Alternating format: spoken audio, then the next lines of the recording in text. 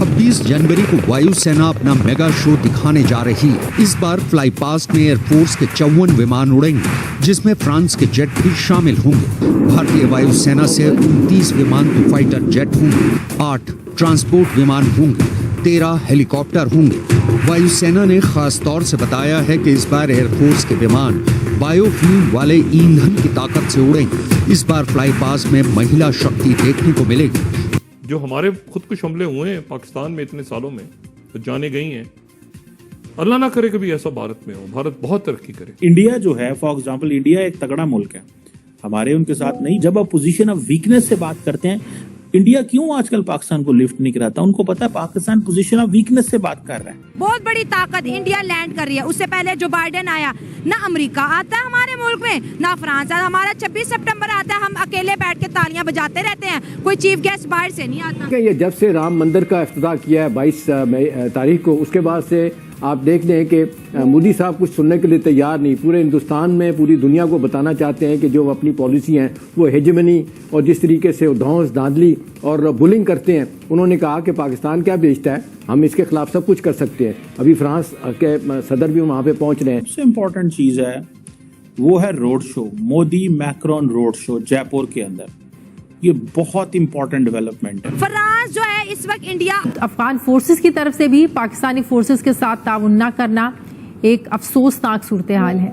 पाक अफगान तोरखम बॉर्डर पर अफगान फोर्सेस की जारी। पहले मुझे आयशा आप ये बताएं कि दम कहाँ है? एक दम है। France always support India. जब अमेरिका ने भारत पे बहुत सारी सैंक्शंस लगाई, उस वक्त भी जो था फ्रांस जो था इंडिया को सपोर्ट कर रहा था। उसके बाद जब आर्टिकल हटा, उस वक्त भी फ्रांस ने कहा था कि आर्टिकल 370 हटाना ये इंडिया का पर्सनल मैटर। नमस्कार दोस्तों, स्वागत है आपका आपके channel EFC A to Z में। दोस्तों, फ्रांस के राष्ट्रपति इमैनुअल मैक्रोन के साथ नरेंद्र मोदी ने जयपुर की सड़कों पर रोड शो किया। भारत के रोड शो को देखकर पाकिस्तानी मीडिया में भूचाल आ गया। अमेरिका चाहता था कि भारत उसकी शर्तों पर चले और केवल उसकी हाँ में हाँ मिलाए, लेकिन भारत ने अपनी नीति को इंडिपेंडेंट रखा, पूरी तरह फ्री रखा और भारत के हित के आधार पर रखा। इसलिए जो बाइडेन ने भारत आने से इनकार कर दिया। लेकिन अब जो बाइडेन पछता रहे होंगे, क्योंकि जिस तरह से इमैनुअल मैक्रोन का स्वागत किया गया है नरेंद्र मोदी के द्वारा और भारत की जनता ने जिस तरह से उनका वेलकम किया है, वो पूरी दुनिया देखकर बहुत चक्की रह गई है। दूसरी ओर चीन की भी हवा निकल गई है, क्योंकि हिंद प्रशांत क्षेत्र में फ्रांस एक बहुत बड़ी ताकत है। कई छोटे छोटे द्वीप पर फ्रांस का अधिकार है और वहां से फ्रांस की नेवी एक्ट करती है और भारत का सपोर्ट करती है। तो मालदीव के मामले में भी भारत को इसमें बहुत ही आसानी रहेगी और बहुत मदद मिलेगी पाकिस्तान को घेरने में और चीन को घेरने में।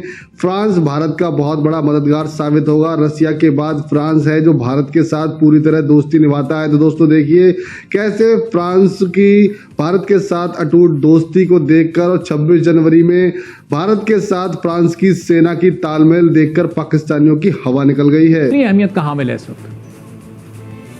जी, जहाँ तक जो बाइडेन का अमेरिका का दौरा, इंडिया का दौरा ना करना रिपब्लिक डे के ऊपर, बिकॉज रिपब्लिक डे आपको होता है हर साल, ये बड़ा इंपॉर्टेंट इनका डे होता है। उसमें अपने मिलिट्री पावर ये शो करते हैं और हर साल ये कोशिश करते हैं दुनिया के किसी बड़े मुल्क के सरबराह हुकूमत या सरबराह मुमलकत को वहाँ पर मेहमान ख़ुसूसी के तौर पर बुलाए।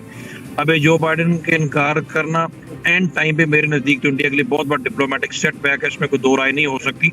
जितनी मर्जी वो इसको छुपाने की कोशिश करे, बट सफारती सतह पर उनको एक बड़ी हजीमत का सामना करना पड़ा है और अल्टरनेट के तौर पे उन्होंने फिर अभी फ्रेंच प्रेसिडेंट को बुलाया। ये तो एक तरफ है, लेकिन जहाँ तक दफ्तर खारजा की प्रेस ब्रीफिंग का ताल्लुक है, उसमें जिन बातों का जिक्र किया गया, देखें हिंदुस्तान की ये फैसिस्ट गवर्नमेंट है जो कि पिछले 10 साल से वर्षन इक़्तिदार है, अभी तीसरी टर्म वो लेने की कोशिश कर रहे हैं और ओपिनियन पोल्स बताते हैं कि शायद इस दफे वो जीत जाएगा। इनका एक अपना वतीरा रहा है। वैसे तो रॉ की एक्टिविटीज पाकिस्तान में शुरू से ही किसी न किसी शेप पे रही है, पर जो लेटेस्ट पैटर्न है, इसी पैटर्न का जब उन्होंने कनाडा में इसी पैटर्न के तहत सिखों को टारगेट किया, अमेरिका में करना चाहा, पहले पता लग गया, उनके लिए एम्बैरेसमेंट हुई और पाकिस्तान में वही पैटर्न है। अभी ये पैटर्न तो एक कोई मेरे नजदीक बहुत नया पैटर्न नहीं है, बट डेफिनेटली अनफोल्ड अभी ये हो रहा है। उनका तरीकाकार ये है कि तमाम वो लोग जो कि इस इंडियन रजीम को क्रिटिसाइज करते हैं वन वे और दी अदर, उनको टारगेट किया जाए। अभी 2 पाकिस्तानियों को इसलिए टारगेट करना कि वो इनकी जो मकबूजा कश्मीर में जुल्म बर्बरियत है उसको वो उजागर कर रहे हैं। भाई उजागर करना उनका राइट है, लोग दुनिया में अखबारों में लिख रहे हैं, बहुत अरसे से कह भी रहे हैं कश्मीर जैसा। इस तरह का काम करना और टारगेट क्लिंग करके हाइड लोगों के जरिए 2 पाकिस्तानी को निशाना बनाना किसी सूरत भी एक्सेप्टेबल नहीं है। मैं समझता हूँ कि पाकिस्तान का केस इस दफा पहले केस में डिफरेंट है। हमारा केस मॉरली स्ट्रांग है बिकॉज अभी सिर्फ हम निशाना नहीं बने, दुनिया के बड़े ममालिक भी इसका निशाना बन रहे हैं और अमेरिका और कनाडा में तो ये चीजें अनर्थ हुई हैं। बट इसी तरह की शिकायत दूसरे यूरोपियन और वेस्टर्न कैपिटल्स में भी हैं जो बहुत बड़ी कम्युनिटी सिख कम्युनिटी रहती है। इंग्लैंड में वो भी अपने आप को अनसेफ फील कर रही है, बल्कि जो इनके क्रिटिक्स है नरेंद्र मोदी के जो कि दुनिया में इनको एक्सपोज करते हैं वो सारे के सारे अपने आप को बहुत ज्यादा इस वक्त खतरा महसूस करते हैं, अनसेफ महसूस करते हैं। सबसे इम्पोर्टेंट चीज है वो है road show, Modi Macron road show Jaipur के अंदर। ये बहुत इंपॉर्टेंट डेवलपमेंट है। मैं इसको क्यों समझता हूँ, देखिए एक साउथ एशियन कंट्री के अंदर फर्स्ट वर्ल्ड के प्रेसिडेंट का सड़कों पे इस तरह घूमना with a lot of crowd, that has a lot of meanings. इसके बड़े मीनिंग्स हैं, ये कोई आम चीज नहीं है। बातें डिफेंस से लेके तो इकोनॉमी की, स्पेस की, इमर्जिंग टेक्नोलॉजीज की, हर चीज की डिस्कशन हो रही है। और उनको पता है कि ये मोदी साहब जो है, मैंने आपको बताया कई दफा, मैंने आपको कहा है कि प्राइम मिनिस्टर मोदी जो हैं वो ग्लोबल लीडरशिप को जब भारत लेके आते हैं तो दैट हैज पॉलिटिकल मीनिंग्स। समझें कि भारत की जो अपोजिशन पार्टीज हैं उनके लिए ये बड़ा चैलेंज बन जाता है, बिकॉज जिस तरह वो सड़कों पे घूम रहे हैं, मिल रहे हैं, at the end of the day is the prime minister of the country, और वो जिसको भी सड़कों पे इस तरह घुमाएंगे वो आएगा घूमेगा। लेकिन ये एक बड़ी इंपॉर्टेंट चीज है। एक तो वो अपनी सॉफ्ट पावर दिखाना चाह रहे हैं अपनी फ्रांस के सदर को, लेकिन जो दूसरी अहम चीज है वो ये है कि इस रोड शो का बहुत ज्यादा फायदा होगा। ये इतना ज्यादा फायदा होगा कि आपकी सोच है कि नरेंद्र मोदी को, इमेजिन करें कि जब जो बाइडेन को इनवाइट किया गया था तो ऐसे होता, जो बाइडेन सड़कों पे घूम रहे होते और मोदी साहब ने ऐसे करना था, तो क्या चीजें जो हैं वो उस वक्त सामने आती। अभी भी उन्होंने क्या किया है, मोदी मैक्रोन ने और मोदी ने, दोनों ने एक ही चीज किया। देखिए ये आपको पता चलेगा कि 1998 में जब बैक चले जाएं तो याक शिराक उस वक्त आई थिंक फ्रेंच प्रेसिडेंट हुआ करते थे, उन्होंने उस वक्त वाजपेयी साहब को वेलकम किया था। उस वक्त भारत की और उनके जो डिफेंस कोऑपरेशन है ये तब की है।